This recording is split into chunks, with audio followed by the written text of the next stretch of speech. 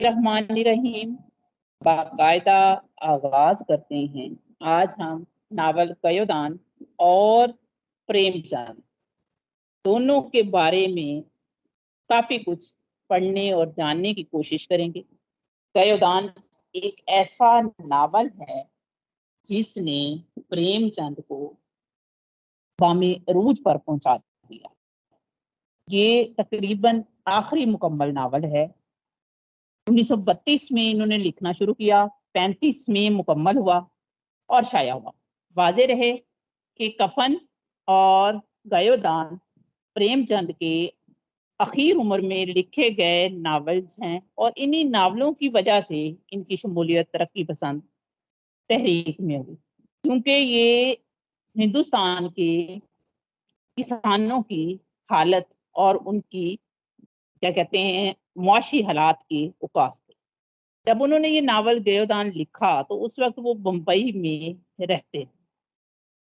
سب سے پہلے یہ ہندی میں 1936 میں سرسوتی پریس بنارس سے شائع ہوا، اور اس کے بعد اس ناول نے کافی زیادہ شہرت حاصل کی، اور پریم چند کی وفات کے 1 سال بعد یہ اردو میں جامعہ دہلی سے مکتبہ جامعہ دہلی سے شائع ہوا۔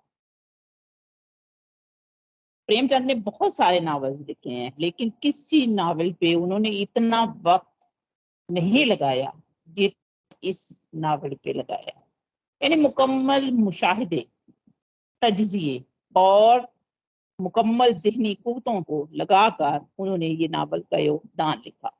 قیو ہندی میں گائے کو کہتے ہیں، اور دان کا مطلب ہوتا ہے قربان کرنا، یعنی یہ ناول ہے گائے کی قربانی کرنے کے متعلق۔ اور گائیں ہندوؤں میں ایک مقدس ماں کی حیثیت بھی رکھتی ہے۔ اس کے علاوہ کسان کے لیے وہ نفع دینے والی ایک چیز کے طور پر بھی، ایک علامت کے طور پر بھی استعمال ہوتی ہے کہ کسان جانور رکھتا ہے اور اس سے اسے انسیت اور محبت ہوتی ہے، اور ایک گائے رکھنا جو زیادہ دودھ دے وہ کسان کا ایک خواب ہوتا ہے۔ اس ناول کا جو نام ہے وہ اس کا موضوع جو ہے کہانی کی طرف تھوڑا سا ہمیں لے کے جاتا ہے۔ ایک دفعہ پھر بتا دوں کہ 1934 میں لکھنا شروع کیا، 1 سال کے عرصے میں بہت زیادہ وقت لگا کے انہوں نے مکمل کیا۔ 37 میں ہندی میں سرسوتی پریس سے یہ شائع ہوا اور بہت زیادہ مقبول ہوا۔ اس کے بعد اردو میں مکتبہ جامعہ دہلی سے ان کی وفات کے 1 سال بعد یہ شائع ہوا۔ اس ناول میں صرف کسانوں کی نہیں بلکہ مزدوروں کی، کیونکہ ہوری کا بیٹا جو ہوتا ہے گوبر، جب وہ شہر جاتا ہے دنیا کے ساتھ شادی کرنے کے بعد بھاگ جاتا ہے باپ کے ڈر سے، تو وہاں وہ مزدور رہتا ہے، تو وہ مزدور اور بن کے رہتا ہے جو معاشرے کے صنعت کار ہیں، کارخانوں والے ہیں، یا جو اعلیٰ طبقے کے لوگ شہروں میں رہتے ہیں، ان کی ذہنیت اور کشمکش کو بھی ظاہر کرتا ہے۔ یہ اکثر ناقدین اس ناول کو اردو اور ہندی کا بہترین ناول قرار دیتے ہیں۔ رام بلاس شرما کہتے ہیں کہ اس ناول میں کسانوں کی دکھ بھری زندگی کے لیے پریم چند کی ہمدردی اتنی بڑھ گئی ہے، اتنا ہی لوٹنے والوں طبقوں کے خلاف ان کا طنز بھی گہرا اور تیکھا ہے۔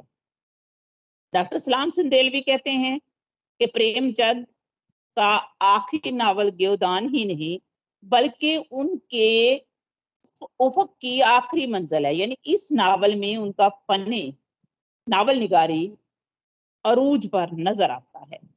ڈاکٹر سلام سندیلوی یہ بھی کہتے ہیں کہ اگر کوئی پریم چند کے ہندوستان کا مطالعہ کرنا چاہتا ہے تو قیودان کا مطالعہ کر دے، کیونکہ قیودان میں ہندوستان کے سارے بکھرے ہوئے پہلو جو ہیں وہ اکٹھے ہیں۔ وہاں کسان بھی ہے، وہاں مہاجن بھی ہے، وہاں ساہوکار بھی ہے، وہاں غربت بھی ہے، وہاں امیر لوگ بھی ہیں، کارخانہ دار بھی ہیں۔ اس ناول میں ہندوستان کی جو معاشی، ثقافتی، اقتصادی تمام حالات کی عکاسی ہوتی ہے۔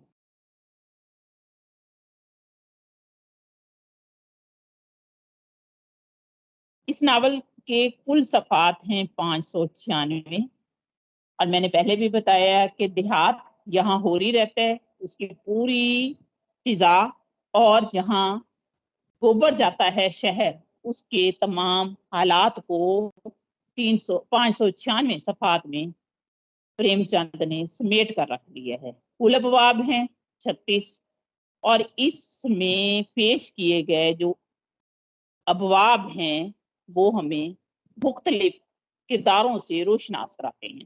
پہلے 8 ابواب جو ہیں وہ دیہاتی زندگی کے اوقات ہیں، اس میں پوری دنیا، جھنگر سنگھ، منگرو شاہ وغیرہ جو کردار ہیں ان کی کہانی ہے۔ اس کے بعد یہ شہر کی فضا کو بھی ظاہر کرتا ہے۔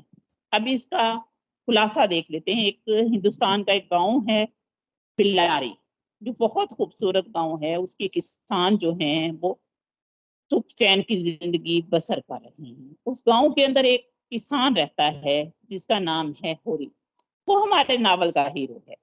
ہوری جو ہوتا ہے اس کی زندگی کی ایک ہی خواہش ہوتی ہے کہ وہ ایک گائے خرید لے۔ اس کا وہ ایک کاشتکار ہے، لیکن بہت چھوٹے درجے کا کاشتکار ہے۔ تھوڑی سی زمین ہے، 2 بیٹیاں ہیں اس کی، سونا اور روپا، اور ایک بیٹا ہے گوبر۔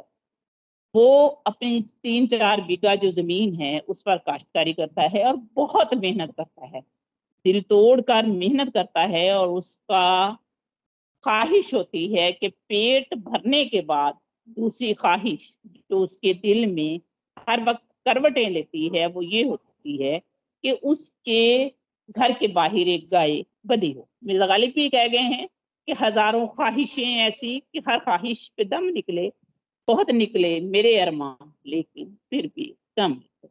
ہوری اپنے سینے میں جیسے اس کی دل کی دھڑکن ہے ویسے ہی یہ خواہش پالتا ہے کہ ایک گائے میرے گھر کے دروازے پر بندھی ہو، اس کا دودھ میں گھر میں بھی استعمال کروں اور میں بیچوں۔ اس کی 2 بیٹیاں ہیں، سونا اور روپا، بہت خوبصورت بچیاں ہیں، اور بیٹا ہے گوبر۔ اب وہ پیسے جمع کر کر کر کے ایک دن ایسا آتا ہے کہ ہوری ایک گائے لینے میں کامیاب ہو جاتا ہے۔ اب یہ اسٹیٹس، مرتبے کی دوڑ ہر جگہ ہوتی ہے۔ جب ہوری گائے لے کے آتا ہے تو وہ بہت خوبصورت ہوتی ہے۔ اس گائے کو دیکھ کر ہوری پھولا نہیں سماتا ہے اور اس کو اپنے گھر کے باہر باندھ دیتا ہے۔ ابھی چند دن ہی گزرتے ہیں تو ہوری کا بھائی جس کا نام بھولا آہیر ہوتا ہے، وہ اس گائے کو دیکھ کے جلنے لگتا ہے، کیونکہ اس کے بھائی کا مرتبہ اس سے کچھ زیادہ ہو گیا ہے، اور ایک دن اسی جلن میں وہ گائے کو زہر دے دیتا ہے اور گائے مر جاتی ہے۔ اب ہوری بھاگنا شروع کر دیتا ہے گاؤں میں، اور جیسے پنچایت ہوتی ہے ویسے وہ پنچایت بلاتا ہے تاکہ اپنے بھائی بھولا آہیر سے کچھ پیسے لے سکے یا اپنی گائے کا بدل لے سکے۔ اسی دوران وہ جب جاتا ہے پنچ کے گھر تو ایک پنچ کا ممبر ہوتا ہے بھولا، ہیرا جو ہے وہ اس کی گائے کو زہر دیتا ہے جو اس کا بھائی ہوتا ہے۔ بھولا کے پاس وہ جاتا ہے کہ بھئی اس کے ساتھ انصاف کیا جائے۔ جب وہ بھولا کے پاس یا دوسرے بنچوں کے پاس جاتا ہے تو اس کا بیٹا بھی ساتھ ہوتا ہے۔ بھولا کی ایک ہی بیٹی ہوتی ہے جو بیوہ ہو چکی ہوتی ہے اور کافی خوبصورت ہوتی ہے، اس کا نام ہوتا ہے جھنیا۔ تو جو ہوری کا بیٹا ہوتا ہے گوبر، وہ اس سے تعلقات استوار کر لیتا ہے، اور اسی دوران یہ گائے کے جو وہ کہتے ہیں پنچایت کا چکر ہوتا ہے، اسی دوران وہ اس کو بھگا کر گھر لے آتا ہے۔ اب اسے بھگا کر گھر لے آتا ہے لیکن بہت زیادہ دلیر نہیں ہوتا۔ گھر آ کر وہ سوچتا ہے کہ ایک تو میرے باپ کی گائے بھی چلی گئی ہے، کچھ دن یعنی اسے رکھتا ہے، جب اسے باپ کا ڈر ہوتا ہے تو اس کو چھوڑ کے وہ شہر بھاگ جاتا ہے گوبر۔ اب ہوری کو معاشرے کا سامنا کرنا ہے کہ اس کے بیٹے نے گاؤں کی ایک عزت دار لڑکی جو ہے بگا لی ہے، اسے لوگوں کا مقابلہ کرنا ہے، بھائی بھی دشمن ہے جو اس کی گائے کو زہر دے چکا ہے، اس کے علاوہ اسے اپنے پیٹ کی آگ کو بھرنے کے لیے یعنی اپنے بچوں کو کھلانے کے لیے محنت کرنی ہے۔ اب برادری کے تمام لوگ اکٹھے ہوتے ہیں اور یہ سزا سناتے ہیں کس قصور پر؟ قصور میں نے آپ کو بھی بتایا ہے کہ جنیاں کو لانے پر اس سے وہ کیونکہ تھوڑی اس کا اسٹیٹس یا مرتبہ یا وہ کیا کہتے ہیں اعلیٰ ذات کی ہوتی ہے، تو اس سے وہ بدلہ لیتے ہیں اور ہوری کی ساری فصل جو ہوتی ہے وہ لے لیتے ہیں۔ ادھر بولا جس کی بیٹی جو ہے گوبر بگا کے لایا ہوتا ہے، وہ ہوری کے بندھے ہوئے بیل جو ہے کھول کر لے جاتا ہے۔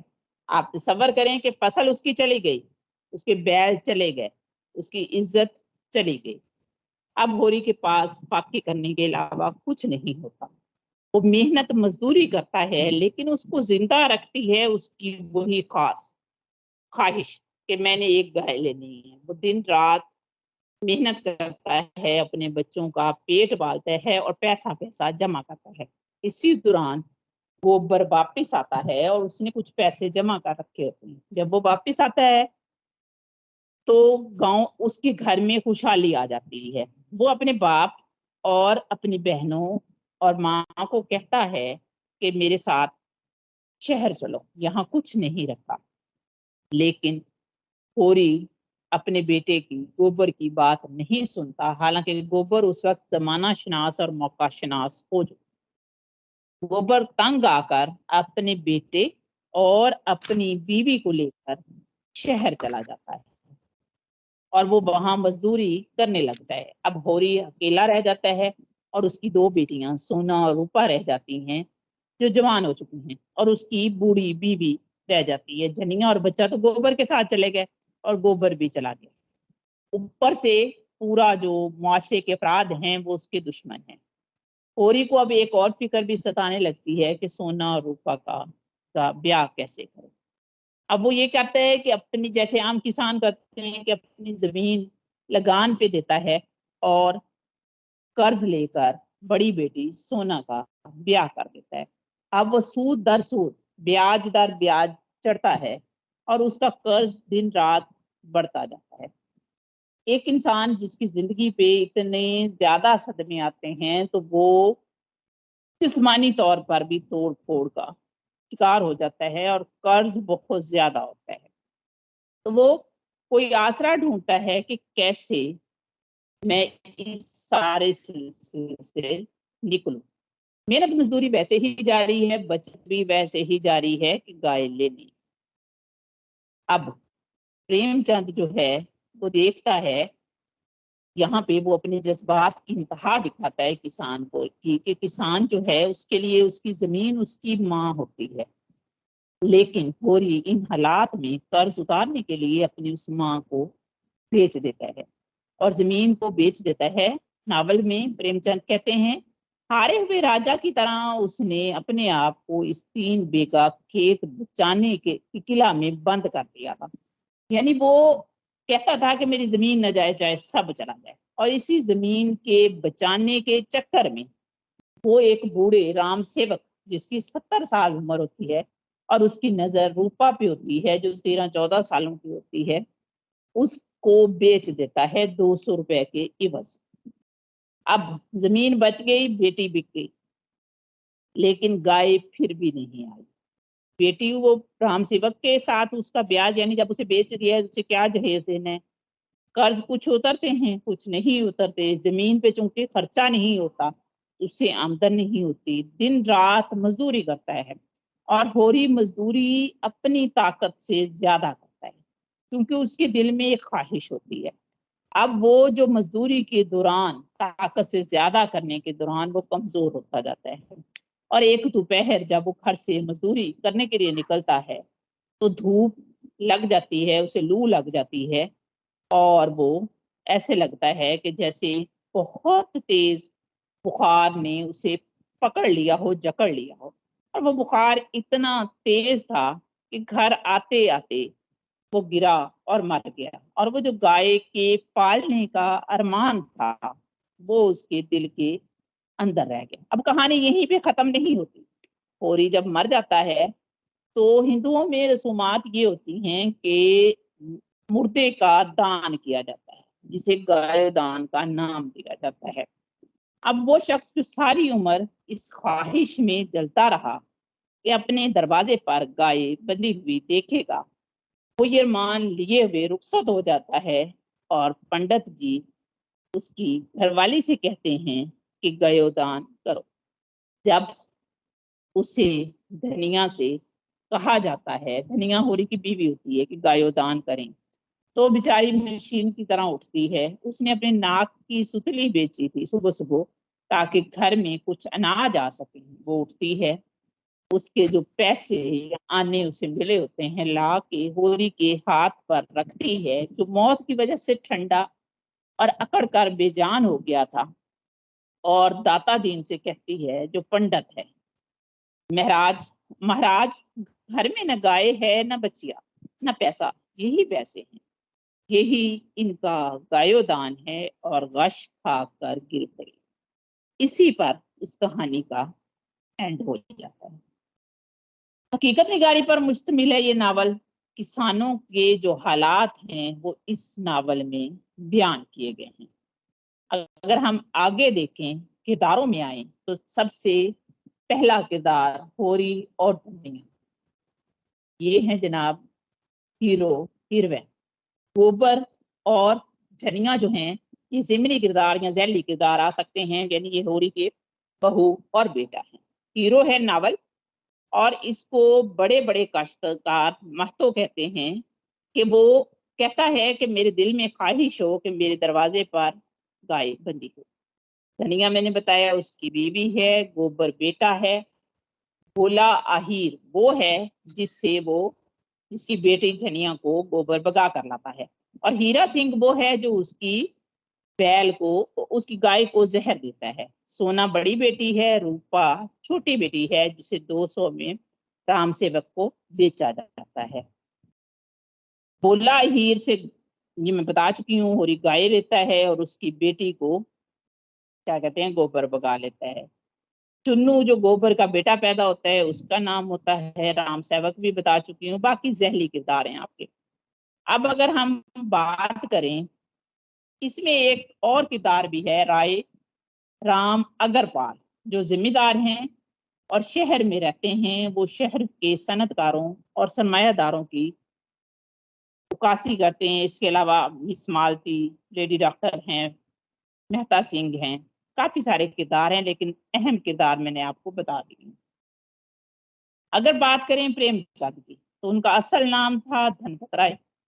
میرے خیال میں آگے بتانے سے پہلے ناول کے بارے میں پوچھوں، اگر کسی نے کچھ پوچھنا ہے۔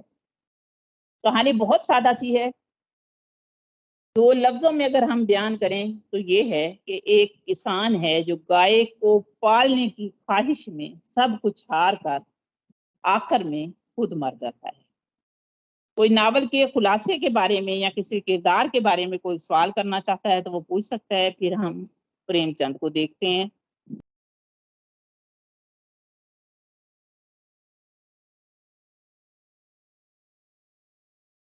یا کوئی خلاصے کو تھوڑا سا دہرا دے۔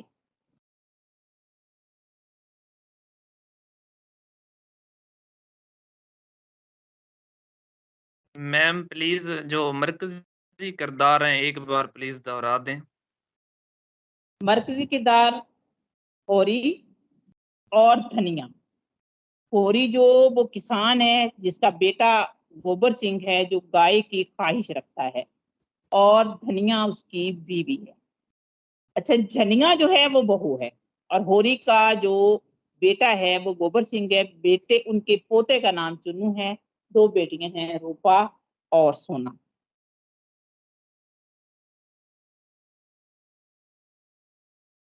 جی کوئی اور کچھ کہنا چاہے؟ اس میں مونا آپ کچھ کہنا چاہیں گی؟ السلام علیکم میم۔ وعلیکم السلام۔ جی میم اس کی تصنیف اور تالیف کے بارے میں تھوڑا سا بتا دیں کہ اس میں سلائیڈ میں تو لکھا ہوا تھا نا کہ 1932 میں لکھنا شروع کیا اور 1935 میں مکمل ہوا، لیکن درمیان میں آپ نے آ کے بولا ہے کہ 1934 میں لکھنا شروع کیا اور 35 میں مکمل ہوا، تو تھوڑی سی یہ کنفیوژن ہو گئی ہے، دوبارہ اس پہ تھوڑا سا بتا دیں کہ صحیح کون سا ہے۔ ایک واحد ناول ہے جس پہ انہوں نے بہت زیادہ محنت کی۔ 32 میں یعنی ان کے ذہن میں خیال آیا، 3-4 سال انہوں نے وہ مکمل مطالعہ کیا، 34 میں لکھنا شروع کیا، साल डेढ़ के अरसे में मुकम्मल हुआ, 35 में शाया हुआ और 1 साल बाद, पहले हिंदी में शाया गया, 1 साल बाद 37 में जाके फिर उर्दू में शाया हुआ। जी बिस्मिल्लाहिर्रहमानिर्रहीम। जी मैम दगीना साहबा, कैसी हैं आप? सर तो फिर मैं थोड़ा सा इजाफा करना चाहूँगा कि आपने बहुत ज़बरदस्त तरीके से गौदान के मुतालिक बताया। तो अगर हम लफ्ज़ नावेल को देखें तो इसका ओरिजिन इतालवी लफ्ज़ नावेला है। नावेल इतालवी लफ्ज़ नावेला से निकला है, जिसका मतलब होता है अनोखा, अजीब या निराला। तो ये दास्तान की तरक्की याफ्ता शक्ल है और इसकी तारीफ हम यूं कर सकते हैं कि नावल एक ऐसी तवील नसरी कहानी होती है जिसमें गूनागू इंसानी जिंदगी के मसाइल को उजागर किया जाता है ताकि पढ़ने वाले या कारी तक किसी भी मुआशरे या फर्द की सही शख्सियत की अक्कासी की जा सके। उर्दू में नावल का लफ्ज सबसे पहले शाद अजीम आबादी ने इस्तेमाल किया और उर्दू में जो पहला नावल है मिरातुल उरूस, वो डेप्टी नजीर अहमद का है। उसके बाद हम देखते हैं प्रेमचंद। प्रेमचंद ने अपनी नावल निगारी का आगाज 1903 में किया था। प्रेमचंद का जो पहला नावल है असरारे माबद, असरारे माबद उनका नावल था। ये 1903 में एक रिसाला था आवाज खालिक, वहां पर ये शाये हुआ था और इसमें बेवा औरतों के मसाइल, जात पात, कर्ज, सूद और सबसे बड़ी बात थी कि जो लोग मजहब की अंधी तकलीद करते हैं उन पर चोट की गई थी। तो प्रेमचंद का जो पहला नावल है इसरार महाबत, जो 1903 में रिसाला आवाज खल्क में शाये हुआ था, उसका जो बुनियादी थीम था वो मजहब की अंधी तकलीद था। फिर हम देखते हैं कि प्रेमचंद अपना दूसरा नावल लिखते हैं हम खुरमा और हम सवाब। ये 1907 में इन्होंने शाये करवाया था। इसमें भी चूंकि उन्होंने खुद दूसरी शादी एक बेवा से की थी और बेवा से शादी को इन्होंने जरूरी करार दिया था इस नावल हम खुरमा हम सवाब। खास तौर पर अगर देखा जाए तो बेवा की जिंदगी पर ये एक बेहतरीन नावल है। पहला नावल था इस असरार महाबत 1903।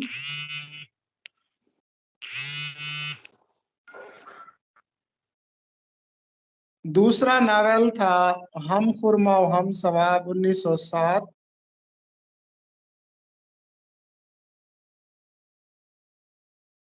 सर दोबारा नाम ये बता दें इस नावल का।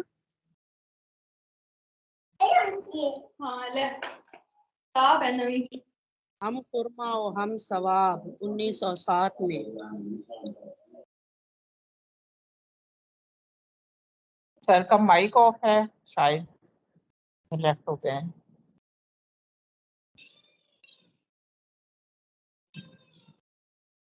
सर आप मौजूद हैं तो अपना माइक ऑन कीजिए। सर ने बताया है कि पहला नावल 1903 में हफ्त रोज़ा एक रिसाला था आवाज़ खल्क, उसमें शाया हुआ था और ये किस्तवार शाया हुआ था और ये नावल नामुकम्मल है। और जो उनका दूसरा नावल है वो 1907 में शाया हुआ था हम खुरमा और हम सवाब।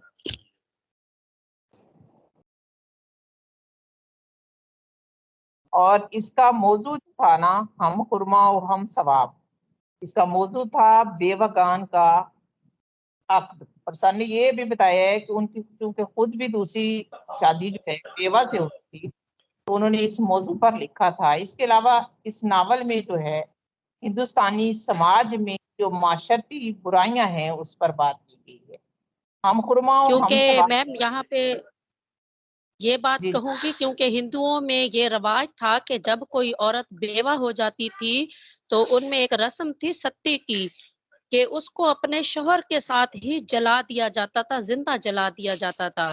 تو پھر جو ان میں مذہبی برائیاں تھی، یا یہ کہہ لیں کہ جو ایک خلا تھا، اس کے لیے انہوں نے یہ ناول لکھا تھا، اور خود بھی انہوں نے پھر اس کو ثابت بھی کیا تھا، صرف ناول نہیں لکھا تھا بلکہ ثابت بھی کیا تھا، خود بھی ایک بیوہ سے شادی کی تھی، یعنی ان کو زندگی کا حق دیا تھا، جو کہ ہندوؤں کے رسوم و رواج میں ان کو زندگی کا حق نہیں دیا جاتا، جو بیوہ عورت ہوتی ہے اس کو۔ جی اس ناول میں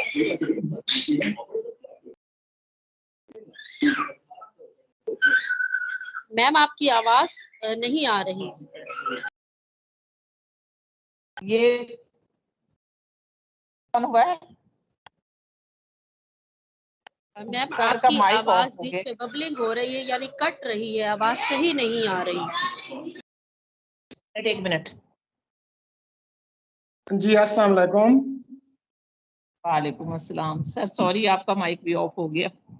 اصل میں آپ نے آج اردو ادب کے آپ نے میرا مائک ڈسیبل کر دیا تھا۔ اچھا جی، اس کے بعد ہم دیکھتے ہیں کہ پریم چند کا جو تیسرا ناول ہے وہ ہے روٹھی رانی،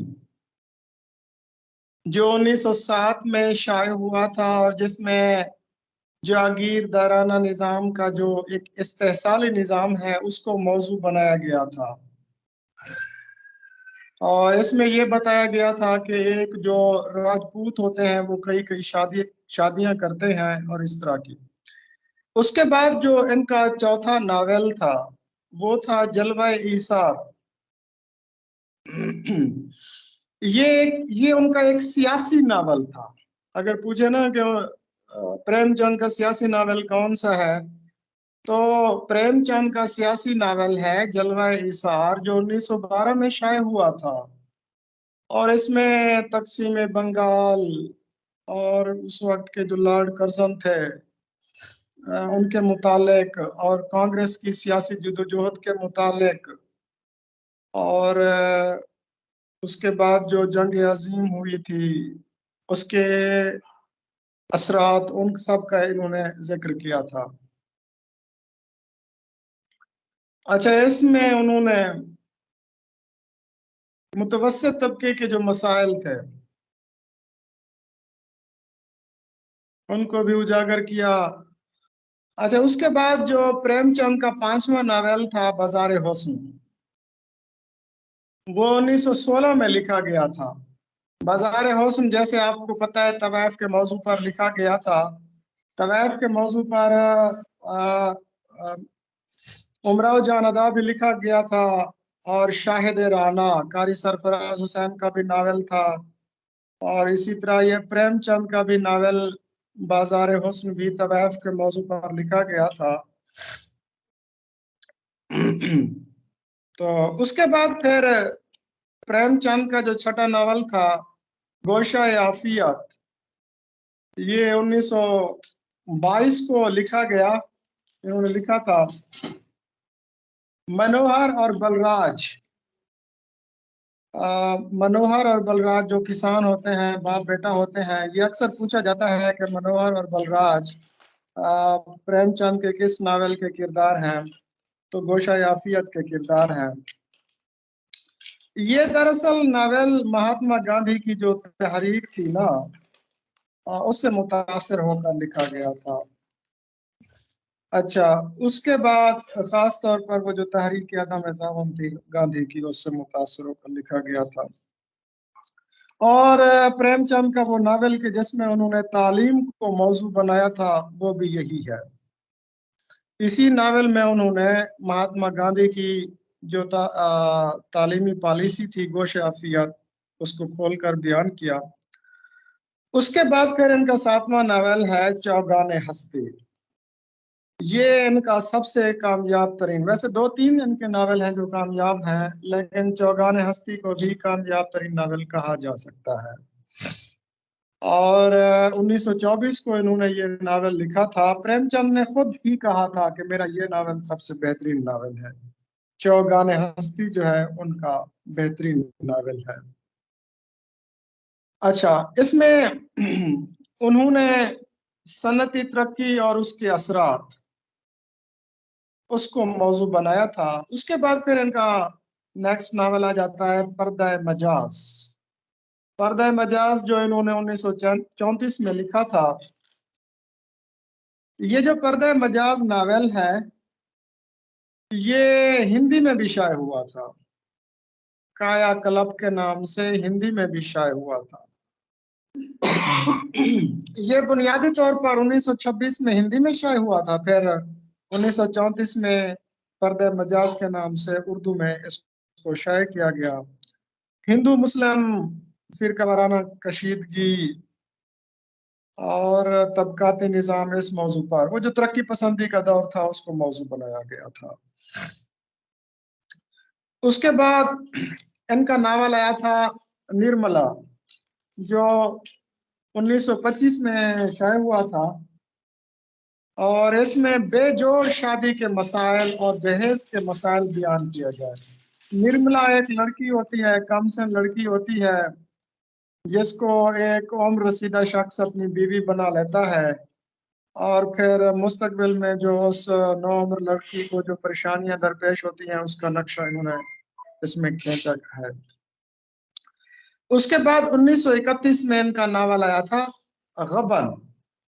غبن ان کا ناول آیا تھا، یہ معیشت پر ہے، یعنی عام آدمی کے جو معاشی مسائل ہوتے ہیں، ہندوستان کے جو متوسط طبقے کے معاشی مسائل تھے اس کو اجاگر کیا گیا ہے۔ اچھا، اور اس کے ساتھ ساتھ عورت، مشرقی عورت کی اپنے شوہر کے ساتھ وفاداری کا بھی تذکرہ ہے۔ اس کے بعد پھر آتا ہے ان کا ایک اور مشہور ترین اور کامیاب ناول میدان عمل، جو 1932 میں شائع ہوا تھا۔ اس میں یہ متوسط طبقے کے جو نوجوان تھے ان کی زندگی پر یہ ناول لکھا گیا تھا۔ تحریک آزادی اور مزدوروں اور دوسرے لوگوں کی جو قومی جدوجہد تھی اس پر یہ ناول لکھا گیا تھا۔ اس کے بعد شاہکار ان کا جو ناول ہے، ان کا جو سب سے بہترین ناول ہے وہ گودان ہے، اور گودان کے متعلق آپ کو میڈم صاحبہ بہترین طریقے سے بتا چکی ہیں۔ پھر ان کا جو آخری ناول تھا وہ نامکمل ناول تھا منگل سوتر۔ منگل سوتر جو ہے، منگل سوتر ان کا ایک نامکمل ناول تھا۔ تو یہ تھے، اب بیٹا نہ کریں